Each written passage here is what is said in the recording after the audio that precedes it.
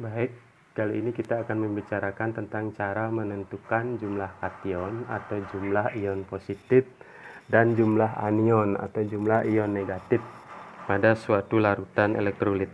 Ya, caranya coba kita ikuti penjelasan berikut. Yang pertama, kita lihat dulu pada larutan elektrolit itu tersusun atas unsur apa saja, itu ya. Misalnya ada larutan elektrolit NaCl. Nah, caranya melihat NaCl itu tersusun dari unsur apa saja, lihat huruf besarnya. Di sini ada huruf besar N dan ada huruf besar Cl. Ya. Kemudian lihat angka di belakang unsur tersebut. Misalnya kalau di sini ada huruf besar N dan A kecil, berarti ini dia satu unsur. Kemudian ada huruf besar Cl dan ada huruf besar C dan L kecil, ini artinya satu unsur. Setelah kita identifikasi unsurnya, kita lihat di belakang unsur yang pertama ada angka tidak. Di belakang unsur yang kedua ada angka tidak. Kalau tidak ada angka, ini sebenarnya ada angka 1, tapi tidak ditulis. Angka yang ada di belakang masing-masing unsur ini menyatakan jumlah unsur yang ada di depannya. Kalau seperti ini, Na tidak ada angka, Cl tidak ada angka, berarti sebenarnya ada Na1, ada Cl1. Artinya bahwa pada NaCl ada 1 Na dan 1 Cl. Selanjutnya kita lihat unsur yang pertama, Na. Dalam sistem periodik, unsur Na ini termasuk golongan 1A. Sekali lagi, selanjutnya setelah kita tentukan jenis unsur yang ada pada senyawa elektrolit tersebut, kita lihat jumlahnya ada berapa masing-masing ya. Dalam hal ini Na ada 1, Cl ada 1. Kemudian kita lihat unsur yang pertama, dalam hal ini Na. Dalam sistem periodik Na termasuk golongan 1A. Golongan 1A. Golongan 1A, kalau dia menjadi ion, maka dia akan menjadi ion positif 1. Ya. Berarti dalam senyawa ini Na bermuatan positif 1 dan ada 1. Ada 1 Na. Kenapa ada 1? Karena di sini angka yang ada di belakang masing-masing unsur itu menunjukkan angka 1 atau tidak ditulis. Ya. Na ada 1, muatannya positif 1 karena dia golongan 1A. Yang positif 1 ini tentu membutuhkan negatif sebanyak 1 biar jadi netral. Ya. Kebetulan di sini ada 1 Cl. Artinya apa? Artinya Cl ini pasti bermuatan negatif 1. Kenapa? Karena 1 yang bermuatan positif tentu membutuhkan 1 yang bermuatan negatif. Ya. Dengan demikian, ada 1 ion yang bermuatan positif atau 1 kation yang bermuatan positif dan ada 1 anion yang bermuatan negatif. Coba kita lihat contoh yang lain. Misalnya kita ambil ada senyawa CaCl2. Kalian bisa lihat CaCl2 ini terdiri dari berapa jenis unsur.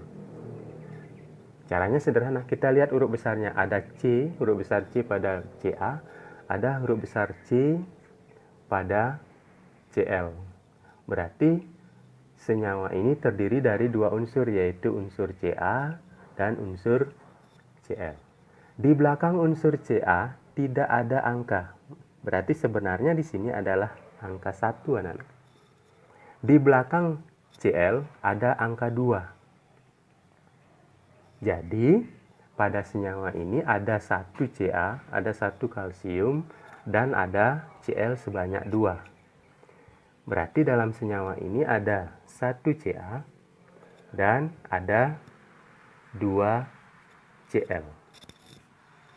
Sekarang kita lihat, setelah kita tahu ada 1 Ca dan 2 Cl, kita lihat muatannya. Ca, dalam sistem periodik kita cari Dalam sistem periodik, Ca ini termasuk golongan 2A. Golongan 2A. Golongan 2A dalam sistem periodik, kalau dia menjadi ion, maka dia akan menjadi ion positif 2. Berarti Ca akan menjadi ion positif 2 atau 2 positif. Kita lihat kembali ke sini, ini artinya Ca-nya bermuatan positif 2. Ada satu Ca yang bermuatan positif 2. Agar dia netral, maka satu Ca ini akan membutuhkan muatan negatif sebanyak 2. Sekali lagi, agar Ca yang positif 2 ini, satu Ca yang positif 2 ini menjadi netral, maka dia memerlukan negatif sebanyak 2. Sedangkan pada Cl kita perhatikan, Cl jumlahnya ada 2. Ca memerlukan negatif sebanyak 2. Cl jumlahnya ada 2. Dengan demikian, yang Cl2 ini, Cl sebanyak 2 ini negatifnya 2, sehingga menjadi netral. Kalau 2 Cl ini negatifnya 2, maka 1 Cl dia negatifnya 1. Artinya apa? Artinya dia di sini ada Cl negatif sebanyak 2. Cl negatif sebanyak 2. Jadi 2 Cl negatif ini artinya ada 2 Cl negatif. Kenapa ada 2 Cl negatif? Karena Ca sebanyak 1 ini, 1 Ca ini bermuatan positif 2. Dan yang bermuatan positif 2 ini membutuhkan negatif sebanyak 2. Ada 2 Cl. Kedua Cl ini harus dia negatif 2. Karena kedua Cl ini harus 2 negatif. Harus 2 negatif atau negatif 2. Ada 2 Cl, maka 1 Cl bermuatan negatif 1. Nah, dengan demikian bisa kita lihat ada 1 Ca yang positif 2, ada 2 Cl yang negatif 1. Jadi di sini ada jumlah ion, kation sebanyak 1, positif 2, anion sebanyak 2. Jumlah ionnya jadi 3.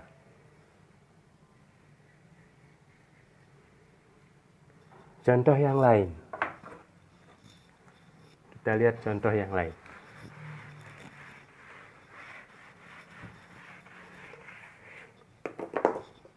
Contoh yang lain misalnya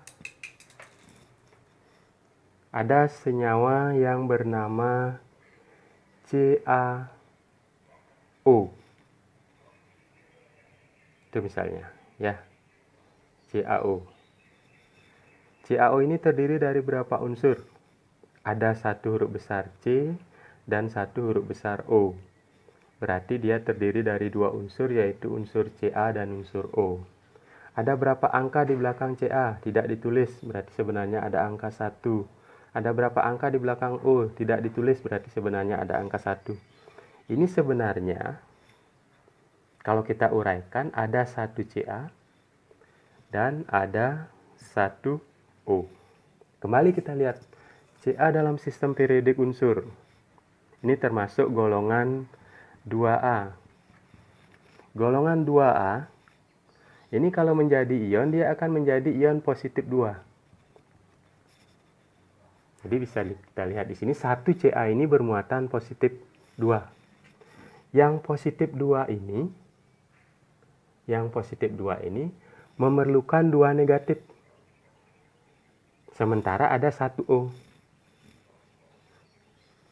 Yang positif 2 ini membutuhkan 2 negatif, sementara ada 1 O. Artinya apa?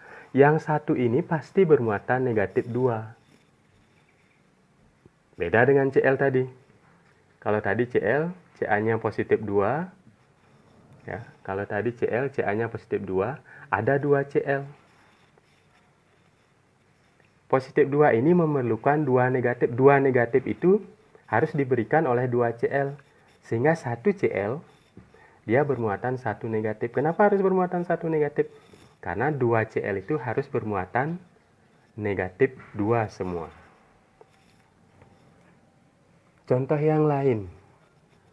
Ya, misalnya adalah Hi. Hi terdiri dari Ya, 1H dan 1I. H ini dalam sistem periodik unsur dia termasuk golongan 1A.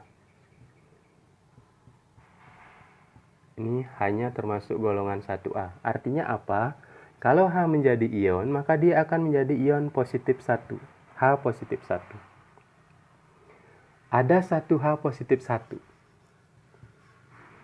Berapa negatif yang diperlukan agar netral? Negatif 1. Berapa ada I? 1. Artinya 1 ini akan bermuatan negatif 1. Sehingga di sini akan ada 1 ion yang bermuatan positif 1 dan 1 ion yang bermuatan negatif 1. Jadi ada 2 ion. Contoh yang lain coba kita lihat lagi. Misalnya pada senyawa H2SO4. Ya, pada senyawa H2SO4. Samsulfat. H2SO4. Ya. Ini kalau kita lihat terdiri dari huruf besarnya ada H, ada S, ada O. Ya. Ada H, kemudian ada S, ada O. Ini akan terpecah menjadi hanya ada 2. S-nya ada 1. O-nya ada 4. Tapi biasanya tergabung menjadi SO4. Yang kita lihat hanya unsur yang ada di depannya saja. Ya, yang kita jadikan patokan hanya unsur-unsur yang ada di depannya saja.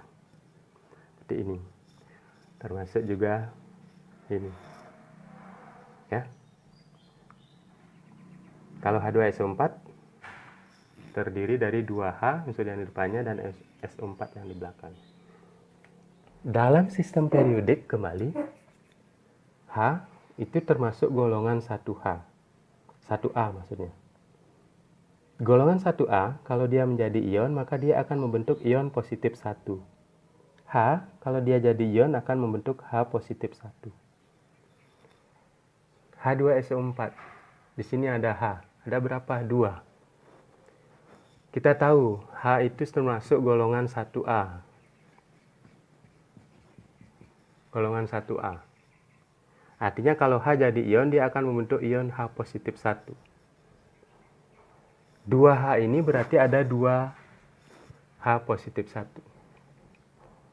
Kalau ada 2H yang mana H itu bermuatan positif 1, ada 2H, di mana 1H itu bermuatan positif 1, maka ini artinya ada 2 muatan positif. 2 muatan positif ini agar netral, maka dibutuhkan 2 muatan negatif. Kita lihat, SO4 ini hanya ada 1 SO4. Artinya muatan negatif 2 ini harus diberikan oleh 1 SO4. Jadi SO4-nya ini bermuatan negatif 2. Bisa dipahami ya, SO4-nya bermuatan negatif 2. Kenapa? Karena hanya ada 1 SO4. Sedangkan 1 SO4 ini harus memberikan muatan sebesar negatif 2. Ya, kalau misalnya ada 2 SO4 harus memberikan 2 muatan negatif 2, maka otomatis 1 SO4 itu nanti akan bermuatan negatif 1. Demikian penjelasan cara menentukan jumlah kation dan anion pada suatu larutan elektrolit ya. Mudah-mudahan bisa dipahami. Sekian dan terima kasih.